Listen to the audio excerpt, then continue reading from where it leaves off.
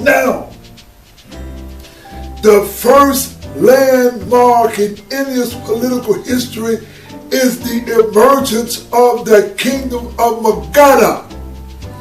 The Buddha was born in Magadha, in that area, in Bihar, in 642 BC. The founder of the kingdom of Magadha is a king by the name of Sishu Naga. Sishu Naga belongs to the indigenous Indian group in India. They were black people. From the small beginnings made by Sishu Naga, this kingdom of Magadha grew in its extent under the capable rulers of this Sishu Naga dynasty. The country of Kusala came under the sway of Magadha. The Magadha kingdom grew into an empire under the rule of Bimbisara. King Bimbisara was a patron of Shakyamuni Buddha, and his son Ajatasattu was influenced by Dravidian, who was the cousin of the Buddha, and all of them were black. At this time, there was no Indo-Aryan culture. They were black people. They were dark people. They were not white people. There's no evidence of such. At this time, there was no such thing as Sanskrit language. Now, under the rule of King Bimbisara came the great Magadha Empire. Now, the Sishu dynasty continued to rule the kingdom till 413 BC. In this year, the reigning emperor of the Sishu dynasty was Magadha, and he was killed by Nanda. Now, if you want to know about the Nanda dynasty, the Nanda dynasty was the black empire that Alexander the Great tried to conquer. Alexander the Great tried to bring his butt up through the Hindu Kush pathway. And he was met by a whole bunch of elephants, and these black dudes stopped Alexander the Great. There was no Indo-Aryan culture at this time. Alexander the Great got stopped. Now, when Alexander the Great got stopped, he did conquer the path, what they call the Hindu Kush, which later became Afghanistan, which his generals later took over, and they were later converted to Buddhism. But let's keep going. Now, the Nanda dynasty ruled over the Empire of Magadha up to 322 BC. Now, people who you know, like Arathutra, who actually the Buddha helped and saved, who helped continue the Buddhist teachings after the Buddha died.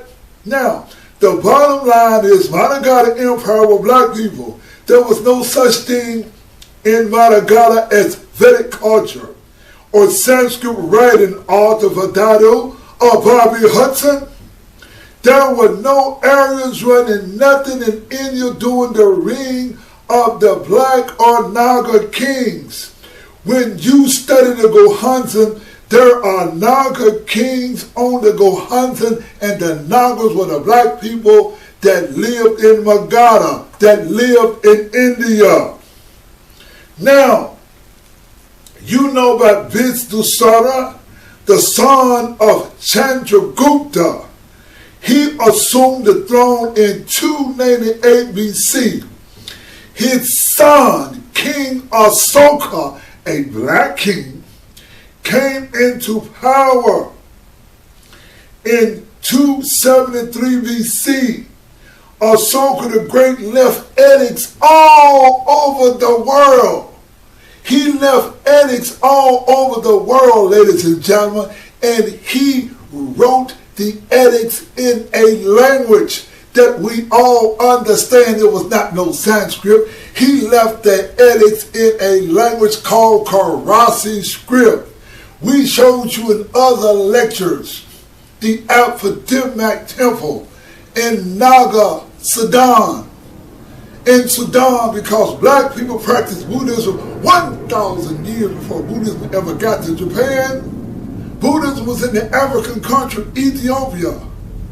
It was in Ethiopia, it was in Egypt, and it was in Nubia. It was in Africa.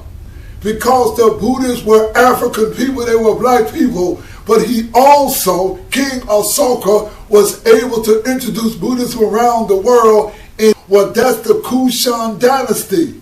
And the King Kanashika. See, when Alexander the Great tried to conquer India, his generals moved into Afghanistan and they adopted Buddhism because of King Asoka. So Buddhism was around for a few hundred years in Afghanistan and they were Buddhists. Now, this king who was related to the Greek people or who was Indo-Aryan, he joined in with the Buddhists.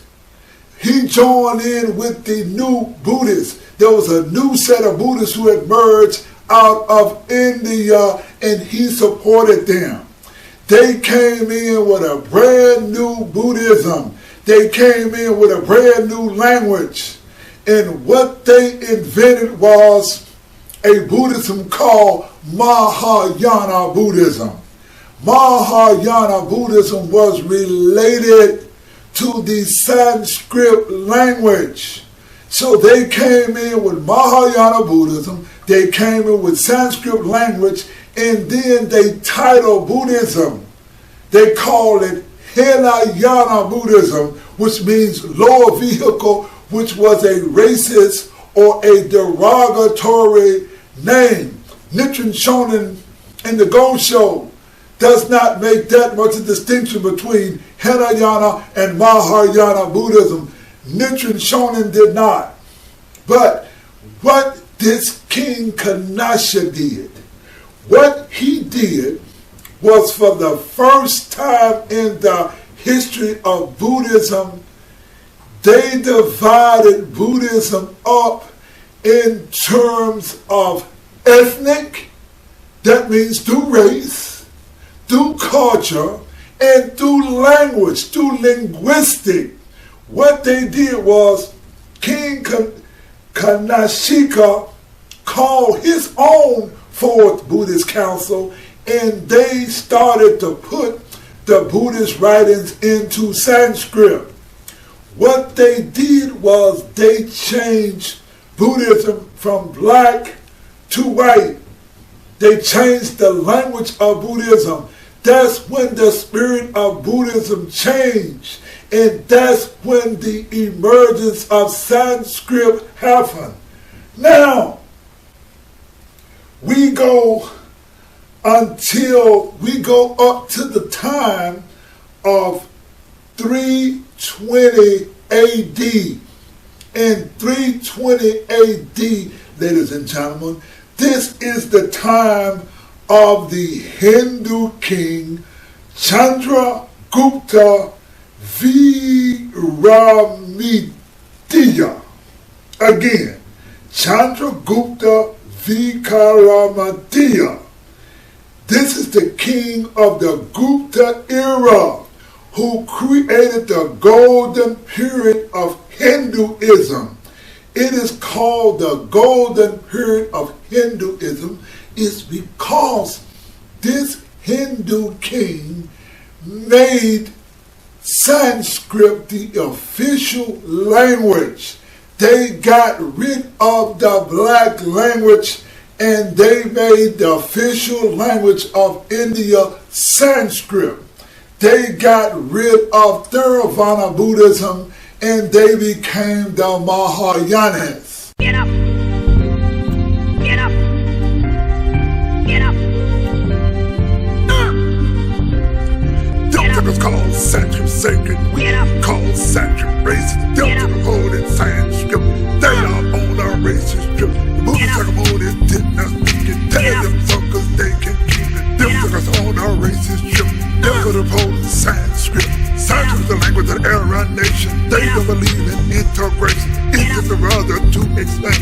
Sanskrit is a racist language. They create the Aryan innovation theory. Without archaeological evidence or lyrics. The Aryans named Max Muller helped to create the white Buddha. They created a Sanskrit forward called the Rig Veda that came so many years after Buddha later.